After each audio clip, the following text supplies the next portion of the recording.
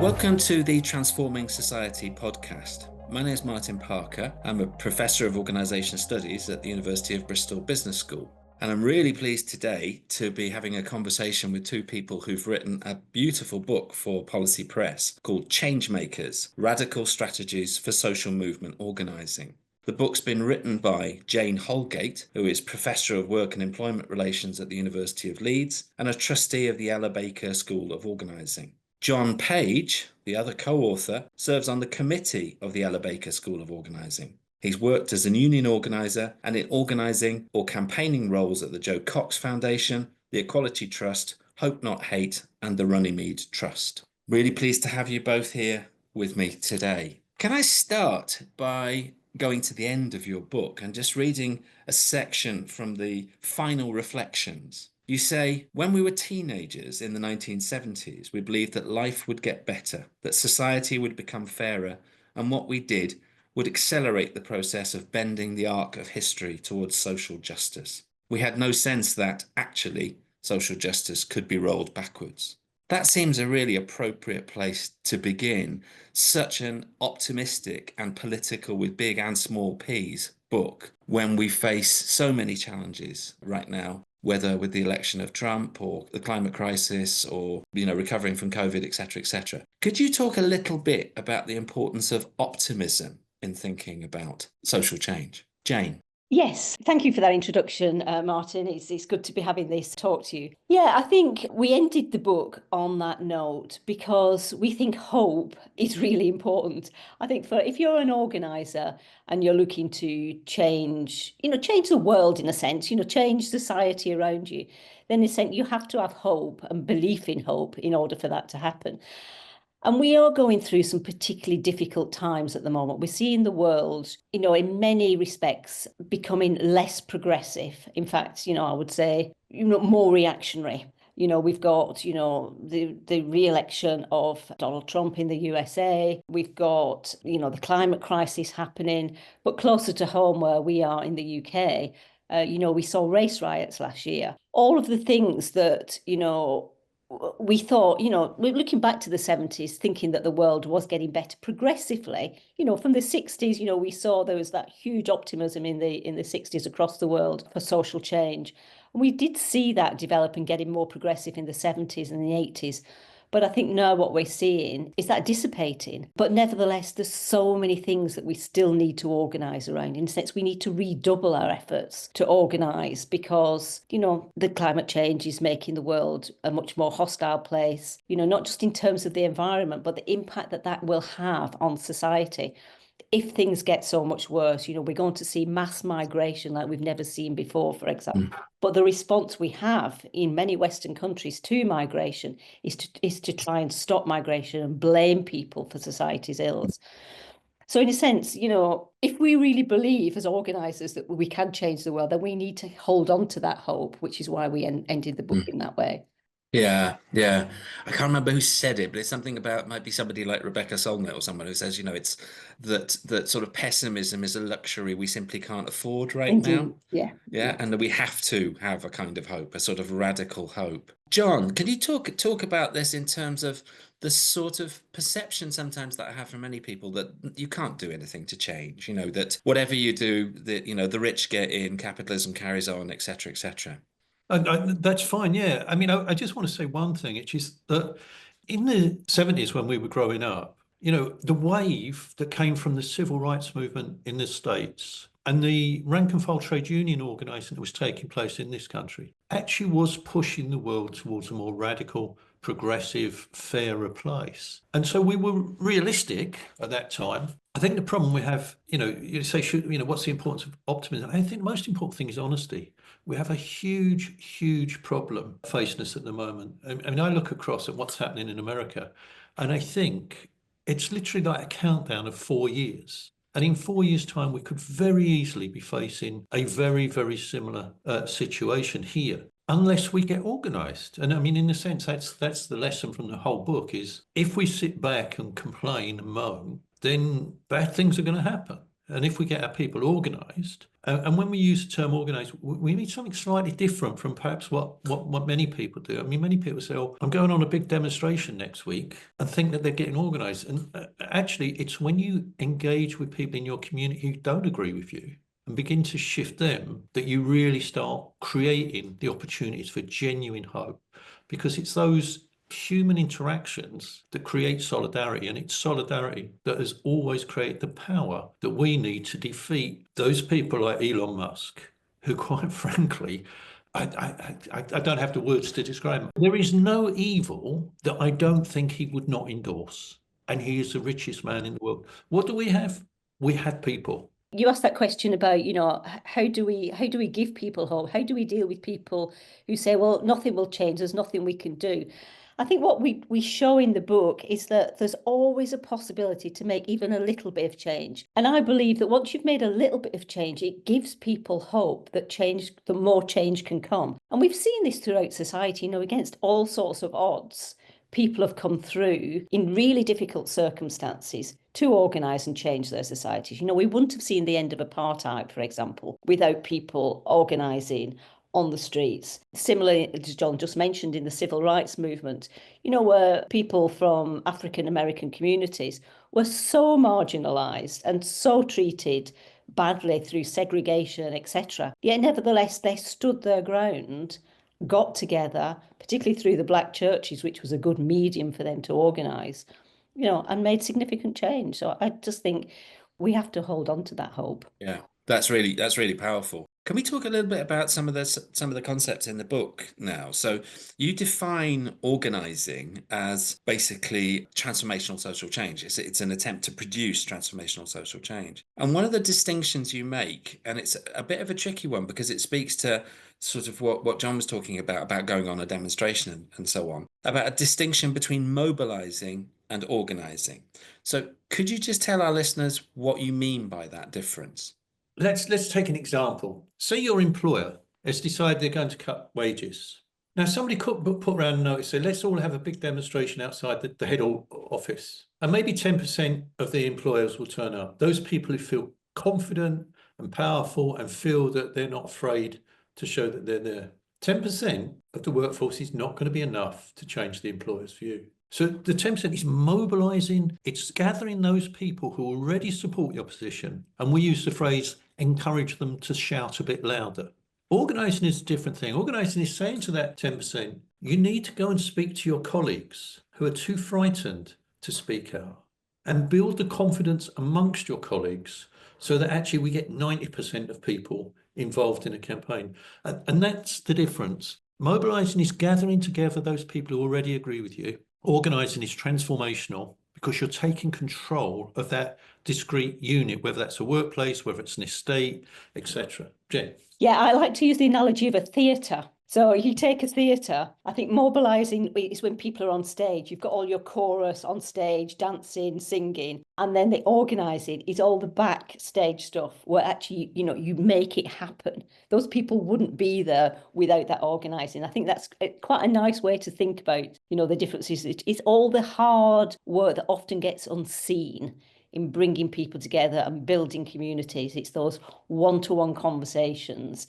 It's those bits of work in the background that need to happen in order to make a mobilisation happen, I like to think about it in terms of that theatre. Yeah, that's a really useful distinction. I mean, one of the things we can say about a whole variety of social protests is that sometimes they're quite sort of noisy and obvious, but then they sort of dissipate, don't they? Yeah. Something like the Occupy protests and so on, which were, remarkable in their articulate fury about the state of global capitalism and so on, but didn't seem to leave directly any kind of legacy of organizations to push forward those demands. And again, that's why the John. analogy of theatre, I think, works as well, because, it's the casts go home at the end of the night's theatre, but actually the theatre remains, the organising, the theatre, the structure stays in place, and that's the difference. Yeah. I think it has a lot to do with theory of change. So, I love the Occupy movement. I visited many Occupy sites in different cities around the world. I loved every moment of it. But the reason I feel that it came to nothing in the end was, what was the plan to effect change? in some ways, it was a brilliant protest movement, and it was brilliant at castigating the horrors of capitalism. But what it wasn't good at was saying, how do we use these numbers to create the pressure to effect change? And I think you could say the same. You look at the Black Lives Matter movement in the UK, there was a moment 2 or 3 years ago when everyone's attention was on race discrimination and race equality. And that movement has just, it's faded from view. And with, the Me Too women's movement, there's a degree at which large numbers of people get involved for a short period of time, but there isn't a plan to use that energy in a longer term way. So that's what we talk about. What is the theory of change? Well, another protest. If you look at the horrors of the Gaza situation, so many people would turn up every other week for a march, and they were being systematically ignored by our government and governments around the world. And you have to ask, is there something more effective that people could have been doing?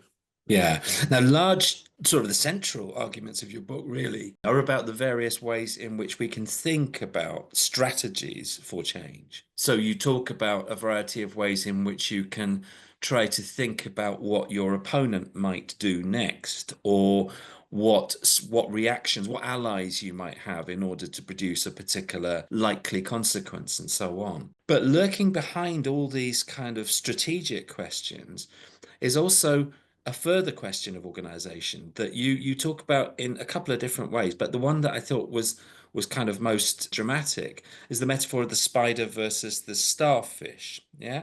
So these different ways of thinking about how you organize. Could you just kind of unpack the spider and starfish distinction a bit? Yeah, I think it's worth saying that there's a book called The Starfish and the Spider. So we just use those concepts. And throughout the book, we don't claim to be particularly original. We say, look, here's an interesting idea. Let's explore it. So basically, the idea is that if you have a spider, if you chop off its head, that's it, done.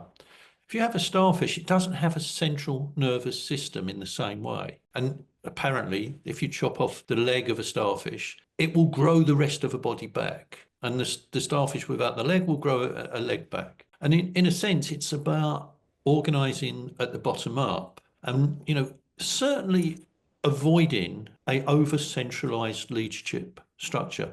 And in some ways, we also take the dispute between Ella Baker and Martin Luther King about how do you organise people. And Martin Luther King said, knowledge flows from the pulpit to the congregation, not the other way around. And Ella Baker said, I think you're wrong about that. And so that idea that when you're organising, can you create self-sufficient groups that once they grow to a certain size, say, look, we can split in half. We'll be twice as effective. And then they sort of replicate. If you look at trade unions, for example, they're a classic example of a spot. If you get a bad leadership at the very top of a union, you'll see a completely dysfunctional union.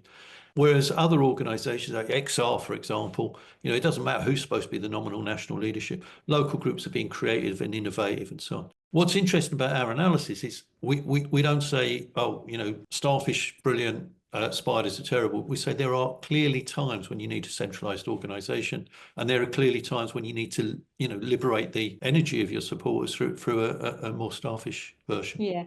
It's about how organisational forms can be really restrictive at times. So John has mentioned the union movement, and there's lots of good things about the way the trade union movement is structured and organised. But it's also can be very restrictive as well. This will need to go to a motion before we could do X, Y, and Z. And of course, I understand, democratic organisations need to behave in certain ways, but it's also understanding, okay, well, we have this particular structure, but can we operate outside of those structures in a different way at different times, depending on the circumstances that are taking place? So it's really all about the different organisational forms that enable people to be involved at the level they want to be involved in. I think the other thing, the reason we go through this discussion is most people join an organisation and never ask whether the organisation structure is fit for its purpose. And so by opening up this question of, what structure would most effectively generate the power necessary to effect the change you want, it makes people think a little bit about the organisation they're in and to what extent it either constrains or ignites opportunity. Absolutely. I mean, I said at the start that I'm a professor in a business school, and business schools tend to teach a very particular kind of organizing in which usually a white male charismatic leader is supposed to be at the top of a hierarchy and makes the decisions. That's pretty much the story we get told about Elon Musk, right? Is that, his extraordinary capacities, innovation, hard work, whatever, results in his success. That's a very spider-like story, isn't it? It's an assumption about the capacities of a particular individual to direct a whole series of other people. And it seems to me that you're pushing against that in all sorts of really interesting ways. That when you talk about, say, a distinction between mobilizing and organizing, the organizing is something that's almost kind of more embedded, more relational, more distributed. It's important at this point to refer to that idea of leadership, isn't it? Because you do talk about leadership in the book, but you talk about leadership in some rather different ways than the sort of heroic business school accounts of leadership. Jane, could you talk a little bit about that? Yeah, so there is a general sense, and it's always quite difficult when you're talking about leadership because people automatically think about positional leaders. And by that, I mean, there's somebody who's got into a particular position and they de facto are the leader then. But we like to think about leadership in different ways in terms of what skills and qualities that have got people got that can attract people like themselves into an organization, and how can they work with those people. So we like to see leadership very much, as you just use the word, distributive, that you can have leadership at all sorts of different levels within organizations and outside organizations as well.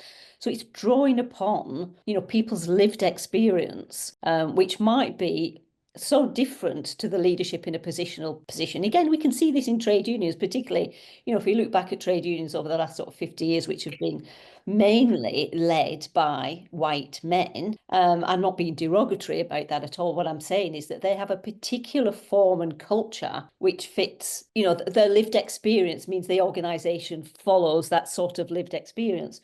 Whereas, one of the things that we talk about is that the more people you get involved, the more sort of people at the bottoms of organisations, for example, bringing in their own lived experience, then we've got a more diverse group of people to draw upon for different leadership positions.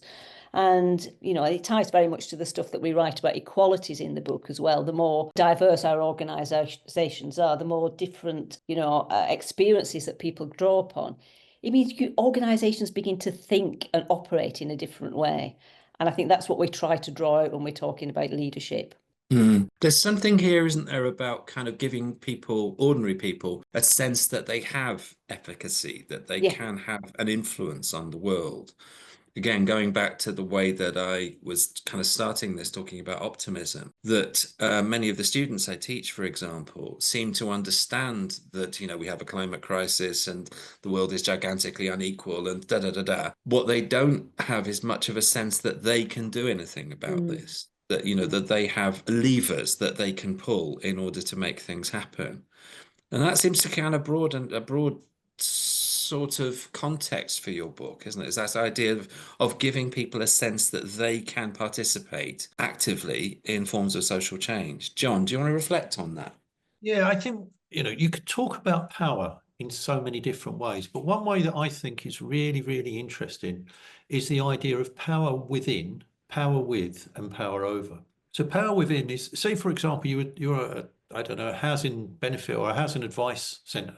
Somebody comes along and says, I've got this really problem with damp and one thing and another. Now, there's two ways of resolving that. You can either say, okay, thanks so much. I've taken all your details. I'm going to go away and wave a magic wand and solve all your problems. Or you can say to the person, look, these are your rights. This is how you can assert them. I will support you in doing that. And in that process, that person is transformed from a victim to an agent of change. And that's really important. The second is this idea of power with, and you talk about there's a problem, an intractable problem. As a community, you don't have the power yet to change it. What can you do to mitigate it just by working together? And I think a really good example of that, we were talking a couple of days ago with some people about the black schools. In the 70s, when black parents, black Caribbean parents in particular, realised their kids were being failed at school, and they started putting together informal after-school clubs. Now, what's really interesting, they began to address the problem collectively. by what some people would criticise as like just putting a sticking plaster on. Rather than demanding that the state educate their children properly, they were trying to cover for the state's deficiencies. But what's really interesting about it is that those schools became the organising centres for the groups of parents who were demanding change in the educational system and a change in the way children were being written off as educationally subnormal, etc. So power within, power with, and power over is a really interesting way of analysing how you move people to discover their agency and their ability to effect change. And too often, we really want to call a mass protest against something that's really, really problematic. And people come along, they protest, they think it was a really big protest, really lively, etc. And then 3 or 4 weeks later, I think, but nothing changed. You know, I remember, you know, the first Gulf War, and I think there were 2 million of us on the streets. I think 6 months later, there was another so-called mass protest when there was about 10,000, right? Because everybody was going, well, this is a waste of our time. And I think when we want to activate people to effect change, and it's the point Jane made earlier, it's those small things that convince people. I had to put in this amount of effort and I saw a small amount of change. Maybe if we put in some extra effort and we get some more people involved, we can effect some bigger changes. Yeah, no, really, really nicely put.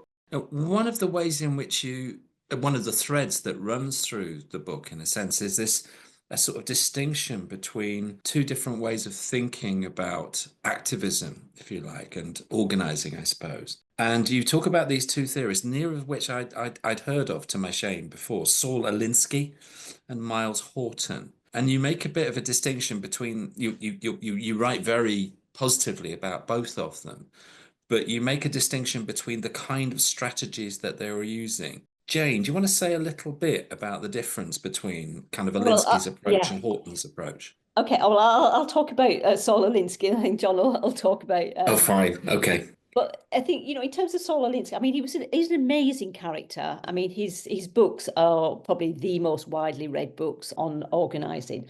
And he was an amazing character and he was a great organiser. But his approach was, you know, to get groups of people together, working, say, within an organisation, getting people together. But he would actually be the voice of the organisation. He was the sort of the organiser. You know, the people who he was pulling into the campaign, for example, I'm trying not to be derogatory in a way, but they were like the troops. They were there to back up his work. So, you know, it goes against what we are trying to say in terms of, you know, building up the base and giving those people agency. Those people were often used to give testimony. So, for example, if he was organising in poor areas, you know, people might talk about the housing stock, what it was like for them. But actually, they weren't actually given much agency themselves to effect change. But actually, Myles Horton took a different approach, and I think John's going to talk about, you know, the difference between his approach and Saul Alinsky's. Yeah, I think the best thing to say about Saul Alinsky was he was a brilliant leader in a traditional sense. He was very innovative and so on. And the interesting thing is Myles Horton and Saul Alinsky were really good friends. They just disagreed about the best way to effect change. Myles Horton was the founder of the Highlander School. And in the 50s, late 40s and 50s of the last century, they trained a lot of union organisers. So from the CIO, the organisers who went on to extend the Mine Workers Union and win tremendous advances in the Auto Workers Unions. And basically he said, I never taught anyone to organise. I just got people into the room and I asked them about their problems. I asked them to think about what they had learned from their life. He said, I always found people always knew what the answers to their problem were if it was allowed to surface. And he had an approach to education, which was basically saying, you do have the latent agency to effect this change. My job is to convince you to just open up your experiences and view them as a valid learning resource. Very, very different from Saul Alinsky.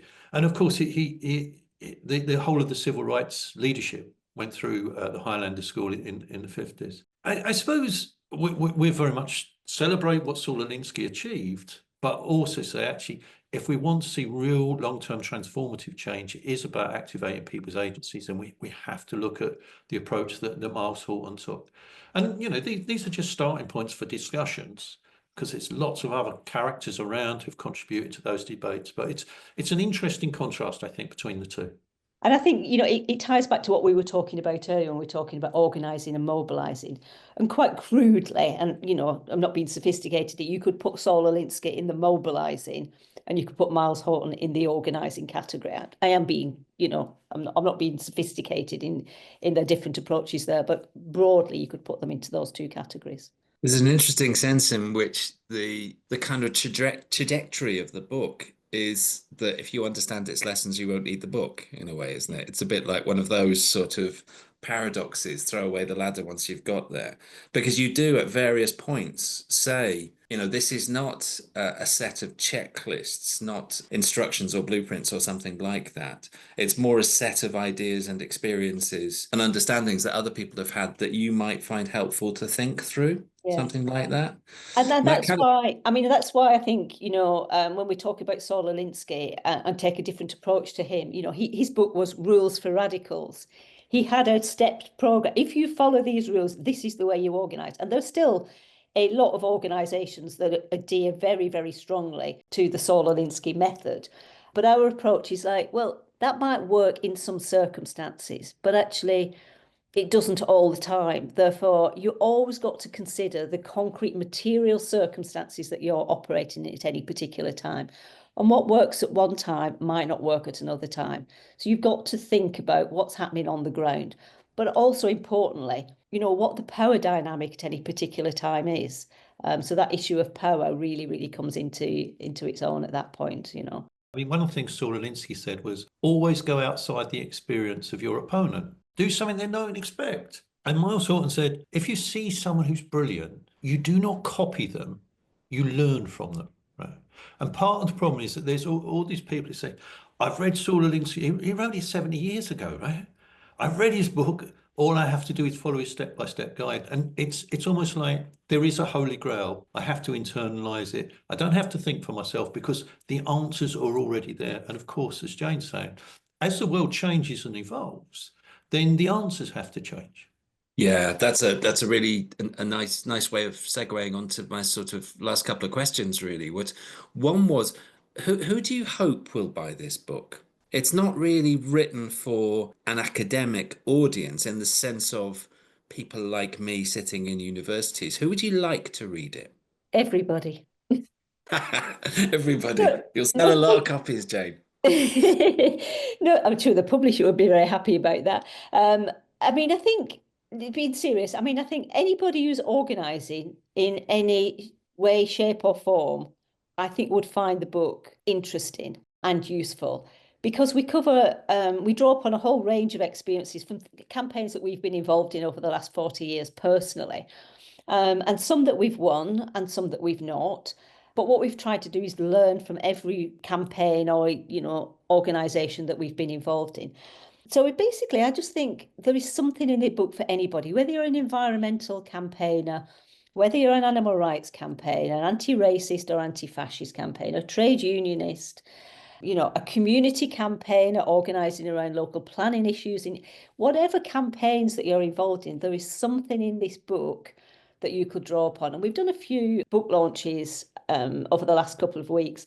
And it's been interesting to see the dynamics of people in the room and people who've, maybe just involved in one of those different types of campaigns, saying they're learning so much from the other campaigns as well. Because in a sense, organising is organising. It's applicable to any form of campaign or social justice movement that you're involved in. So I think anybody who's, wants to change society and the world, really. I think it's written for those people who are actively involved in campaigns who think we have to work smarter if we're going to win.